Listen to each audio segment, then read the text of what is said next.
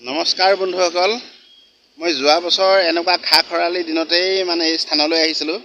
এই স্থান হৈছে অৰুণাচল প্ৰদেশৰ চেঁচা পাহাৰৰ কাষৰ এইখন হৈছে চেংমৰা নদী আৰু চেংমৰা নদীৰ ওপৰতে এখন দলং নিৰ্মাণ হৈছে।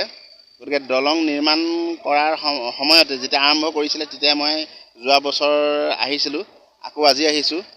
তাৰ অৰুণাচল প্ৰদেশৰ চেঁচা পাহাৰৰ কাষৰ যি চেঁচা ধাম বুলি কয়, চেঁচা ধামৰ পৰা হুকুৰিবৰী বজাৰলৈ যোৱাৰ যি চেংমৰা নদী, এই চেংমৰা নদী ইয়াৰ কাষৰ যিসকল ৰাইজৰ এটা পুৰণি সমস্যা এটা সমাধান হ'বলৈ গৈ আছে।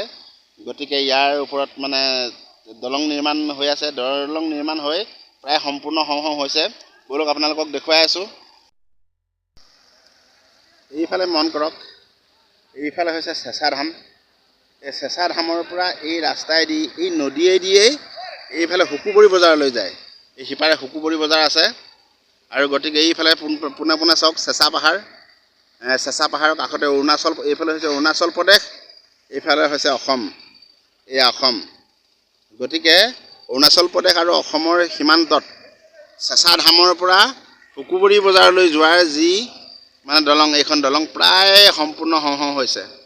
যোৱা বছৰ মই এনেকুৱা খা খৰালি দিনত আহিছিলোঁ, তেতিয়া দলং বনোৱা কাম আৰম্ভ কৰিছিলেহে। আকৌ আজি মই পুনৰ এপাক আহিলোঁ, হুকুবৰী বজাৰলৈ আহিছিলোঁ। বজাৰলৈ আহোঁতে মই দলংখনো চাবলৈ আহিলোঁ। গতিকে দলংখন প্ৰায় সম্পূৰ্ণ হওঁ। এয়া ৰাইজ আহি আছে এনেকৈ বৰ্তমান তলেদিয়ে অহা যোৱা কৰি আছে, কিন্তু বৰ বেছি দিন নাই এই দলংখন সম্পূৰ্ণ হৈ উঠিব। গতিকে ইয়াৰ ৰাইজৰ পুৰণি এটা সমস্যা সমাধান হ'বলৈ গৈ আছে। গতিকে ঠিকেই আছে। ইয়া চাওক, ইয়াৰ চেঁচা নদীয়ে পানীয়েদিয়ে ৰাইজ বৰ্তমান অহা যোৱা কৰি আছে আৰু বাৰিষাও অহা যোৱা কৰোঁতে যথেষ্ট সমস্যাৰ সন্মুখীন হয়।